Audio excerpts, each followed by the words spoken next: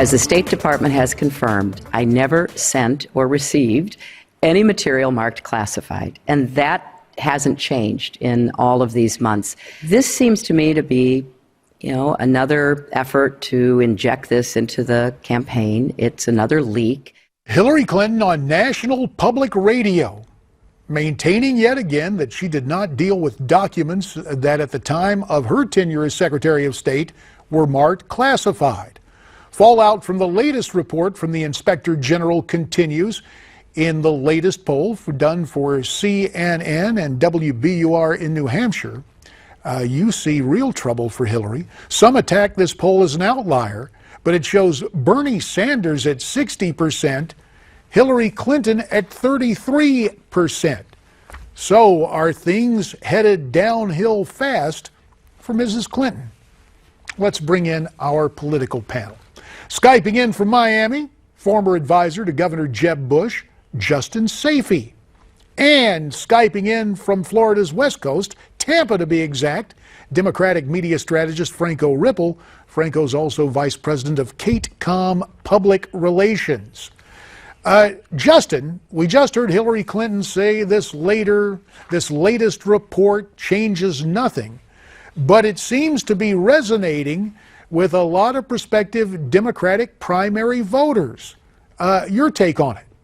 Well, look, for Hillary Clinton, this is the problem that won't go away. There's an ongoing investigation that's taking place about all these emails and what actually happened with them. And yet again, Hillary Clinton is off message because she's having to respond to a message about this. Had she not set up that private server in her home in New York, she wouldn't have to be answering any of these questions. So, and I think it just further creates more doubt in the minds of Americans and especially Democratic primary voters about whether or not Hillary Clinton is trustworthy or not. And this is the problem that unfortunately she can't make it go away. And she made a big mistake by setting up that private email server in contravention of State Department policy at the time. Well, let's ask one of those likely Democratic primary voters in the Sunshine State, Franco Ripple.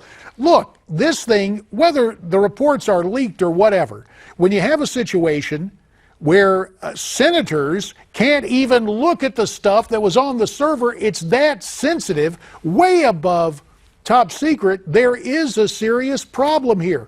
But let me just ask you, Franco, as you're making up your mind, do you really believe Hillary Clinton did nothing wrong in her handling of those emails on an unsecured server? Well, in the Democratic primary, my mind's been made up for a long time for Hillary Clinton. There's no question about that. But to disagree with my Floridian friend, I'm not sure this creates any additional doubt or any doubt whatsoever amongst primary Democrats. First of all, the latest information in this whole trumped up, no pun intended, saga came yesterday, released in NBC News, that senior U.S. officials with knowledge of the situation have said that the emails in this latest trove were, quote, innocuous and contained some of the, quote, worst kept secrets in America about drone strike programs that were available to the public and discussed publicly as far back as 2009. But the reality is this. I think Democrats are going to come out very strongly here in Florida, especially for Hillary Clinton. I had lunch today with a reliably Republican friend who even he said it seems like Republicans are just trying to take a big swing at this and pump it up because they have absolutely nothing else against one of America's most dedicated public servants. Wait. I don't think he said it in quite those words. He may say they were taking a swing.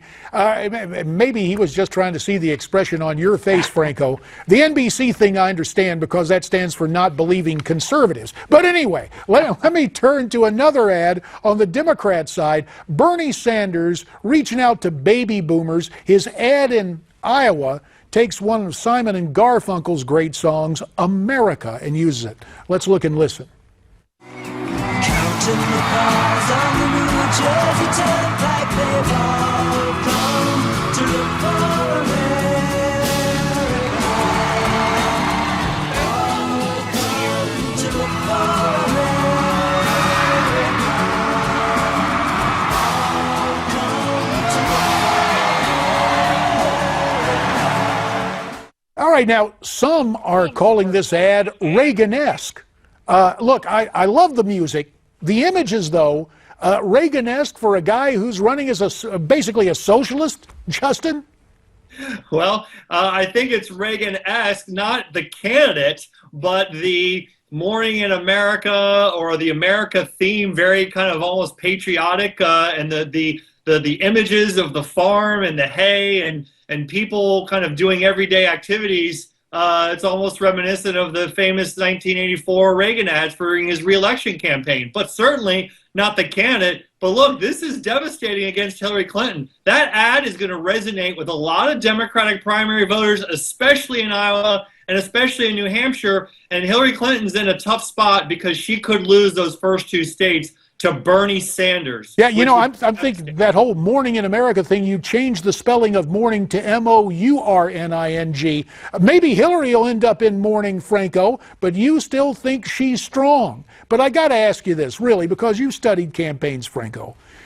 With all this going on, with the establishment trying to stop Bernie on the Democrat side and the establishment trying to stop Trump, just 15 seconds, could inadvertently the establishment end up promoting both Sanders and Trump to nomination? On the Democratic side, no, because I think ultimately, once you get past these first couple primary states, that, as Justin knows, a front runner can absolutely lose the first couple of states and still walk away with the nomination. I think Hillary Clinton's going to play very well in the primary states to come, like South Carolina and Florida. And speaking of Florida, we got to bring you both back to talk about that since you are Floridians, Justin Sayfie and Franco Ripple. Gentlemen, we really appreciate your perspectives. What do you think of what they had to say? Did you like my line about Morning in America? Send me your comments, newsmaxtv.com/comments.